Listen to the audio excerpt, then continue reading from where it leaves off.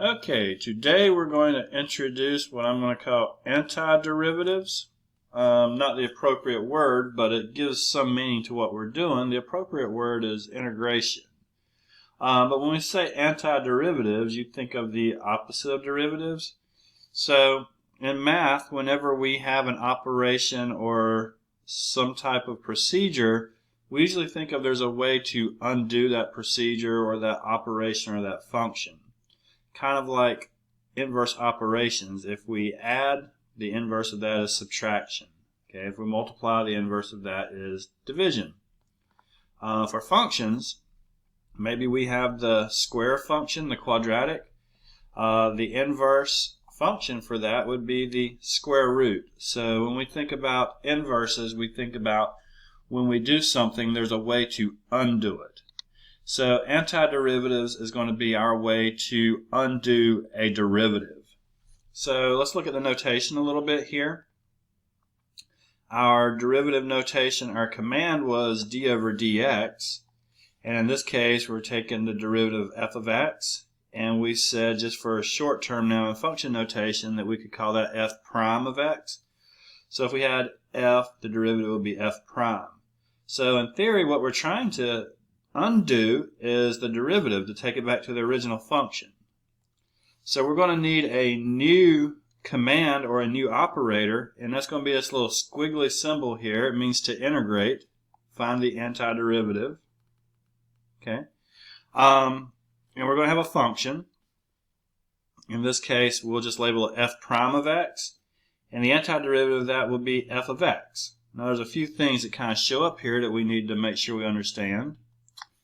The dx here, when I say the antiderivative f prime times d of x, dx is the change in x, and this is what we're going to use to make sure we know what variable we're focusing on. So in some more complex situations or some application problems, there might be multiple variables going on, whether they're in the same equation or not. So this dx tells us we have the rate of change of x, we want to undo that. Okay, and we'll see something similar in a lot of places. Now this plus c at the end, I'll explain that in a moment, a little bit below. But it's also fairly common here, since you're probably not going to, let's skip down just a little bit. Since we're probably not going to start with something called f of x, f prime, it's not going to look like a derivative, we're probably going to start with something called f of x, little f. When we take the antiderivative, sometimes we'll call it big F. So you might see it as y, big Y, or y prime, regular Y, but you'll see a combination there. Okay, so just to denote the link between the two functions, one is the derivative of the other, one's the antiderivative of the other. Because if somebody gave you a function that was like a revenue function, r of something, you're probably not going to think of that as an r prime if you have to do something with it to take the antiderivative. Okay, so let's talk about this plus c that I had at the end of the statement. So look at this function right here. F of x equals 5x squared plus 3. And if I took the derivative of that, it would be 10x. The 3 would go away. So if I started from the standpoint of the 10x and wanted to go backwards, I would have no idea that that 3 needs to be there or that it ever existed. Okay? And in the real scope of things, it could have been a 3, it could have been a 5, it could have been a negative 2, could have been a lot of things. So since we really don't know what constant could have been there at the end when we reverse the process, we take care of that by just putting a plus c at the end of all of our antiderivatives, at least for a while. Okay? And what this does is it creates a family of functions. Okay?